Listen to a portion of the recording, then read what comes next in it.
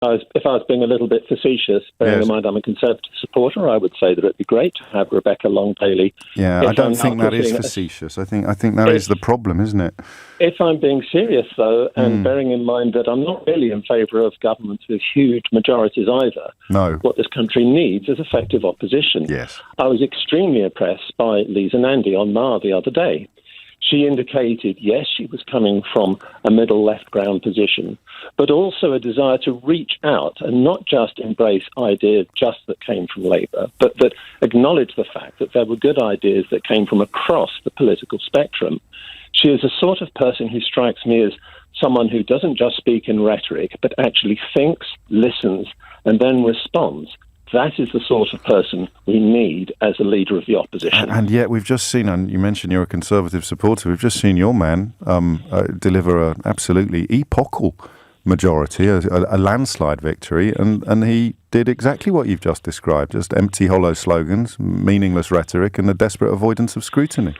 Yes, I have to also confess that I am the son of a Labour politician, a deceased Labour politician, I would add, and my experience of most politicians is that they are full of their own ego and believe far too much that what they say is what the people want to hear. And this was clearly a failure that Labour had last time in this last election, is the message that they were giving out was not the message that actually people were receptive to. No, but this is the thing, isn't it? This is where perhaps we're going to spend, even though the Brexit ship is about to set sail conclusively, I do worry that we're more psychological than political still as an electorate, because what the first thing you said is I think inarguably true. That is what most people would think a leader should have. But as soon as I say, but what about Boris Johnson? All of these traditional requirements for responsibility and leadership fall apart, don't they? Because he's got none of them. I mean, literally none of them. And when the membership vote came, I actually did not vote for Boris. No, well, I'm not surprised, frankly, given the quality of your contribution to the programme so far. When you had a little dig there at almost all politicians, were you citing the spirit of your late father there a bit? A little bit, yes.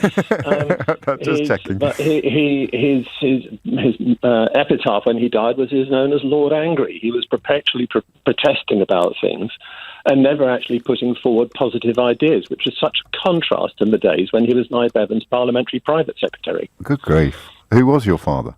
Lord Bruce of Donington. He was MP for Portsmouth North in the 40s and early 50s. Later a member of the European Parliament, and he was sent up to the Lords by Wilson in 1974. And he was Bevan's PPS? Yeah. Good grief. That's a little bit of history there that you grew up sort of next to, isn't it?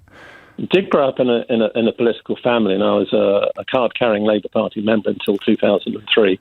What changed? And then I think I saw the amount of waste in public money that was going on. My profession is in finance, and I was involved in, should I say, close scrutiny of many public sector organisations and quangos in terms of the way they spent money. And I just could not believe the way that money was systematically wasted. And I thought, this is the public's money that is being wasted here.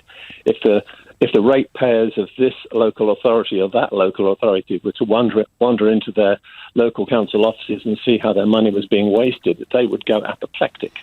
And that didn't happen. I mean, we're not going to have this debate now, but you're a very interesting contributor. That didn't happen during the 6 years between 1997 and 2003, did it?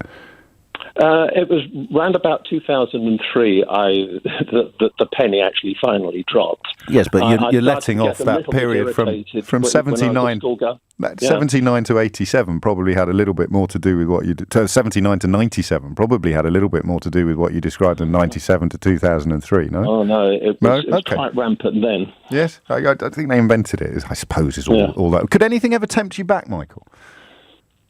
If Andy Burnham or someone like Andy Burnham was leader of the Labour Party, I'd be seriously tempted back, because he was a middle ground, true Beveridge-supporting, Democrat. Yes. And I don't mean liberal Democrat. I mean someone who had the social conscience and the belief in Beveridge, which was the creed that I was brought up with. That's really interesting. Thank you so much for the call. Burnham's hat, of course, is highly unlikely to get into the ring, not least because, like Caroline Flint, he's not actually an MP at the moment.